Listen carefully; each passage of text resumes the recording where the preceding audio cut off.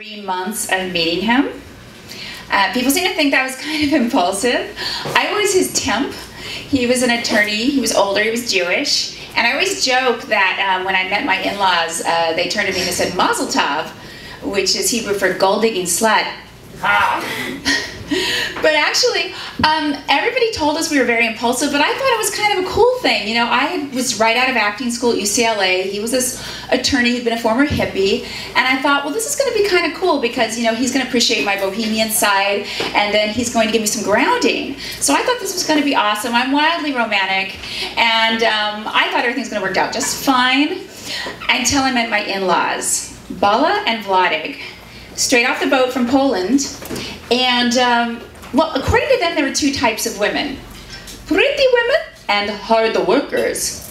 As in, Saul Ornstein's wife is not a pretty woman, but she is a hard worker.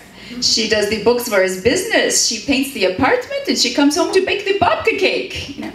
So once you were married, you're supposed to kind of like slip into the hard worker category, and I was resisting, you know, like I was an actress and I was running around trying to look glamorous and I wanted to be camera ready and I was running around doing all these things, and the pressure is just there though. I remember my wedding day, my mother-in-law Bala, she turns to me, she's like this, she's like, how have you prepared for the arduous task of married life? And I was like, I bought a few teddies, got a honeymoon. So it wasn't going really well.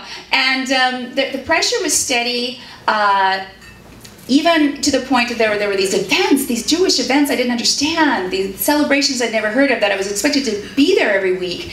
And then my ex-husband Peter was pressuring me. He actually tried to get me to get a house in the valley, and I remember myself sitting in Woodland Hills in a realtor's office and losing my breath and having to go to the emergency room with a panic attack. So now I do have to tell you, in my in-laws' defense, I wasn't the best daughter-in-law, okay? I was missing bat mitzvahs and sweet 16s and Mother's Day brunches to do free equity waiver theater and bad USC student films, and oh, I was spending my ex-husband's hard-earned money on acting lessons.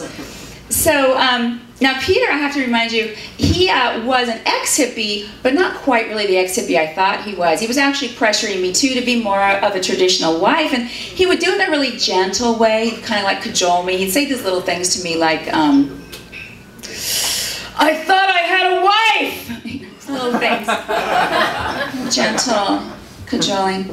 So, but this story isn't about the marriage so much, it's about a particular New Year's Eve. It was 3 years into the marriage, and I think everybody knew it was pretty much over.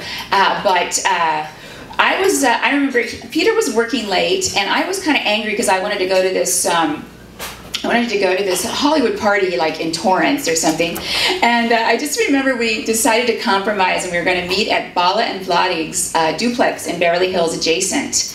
And so I got there first, and there of course was Bala. She was in the kitchen. She's a really good cook. She was making this matzo ball soup and these turkey burgers that she makes, and she was great. And she's in there cooking, of course. And I'm right there in the kitchen. You can look into the den, and I see Vladek, my father-in-law, and he has he's just lit a candle. There's some brandy poured out from a decanter, and then there's an old book out that I later found out was a book of poetry. And I said to Bala, I said, "What's he doing?" And she said, what he has done every year since the war on New Year's Eve. You see, that was the night we found out that we had been liberated.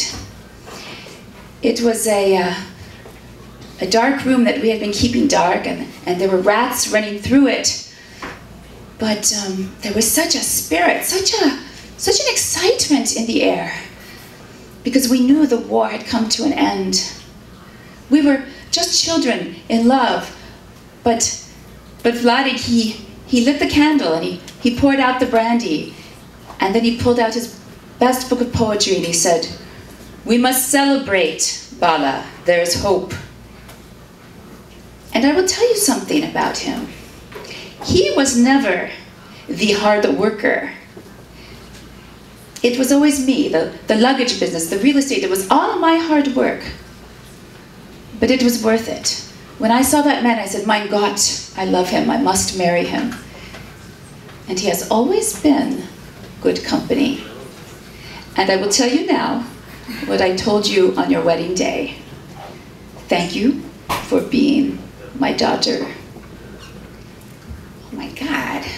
Look, all this time she'd been nagging me and telling me to be a hard worker so I could be like her and make better choices based on love. So anyway, we're still divorced. But now I do know why this difficult family came into my life. And so for Bala and Vladek, I just want to say, Mazel Tov. Thank you.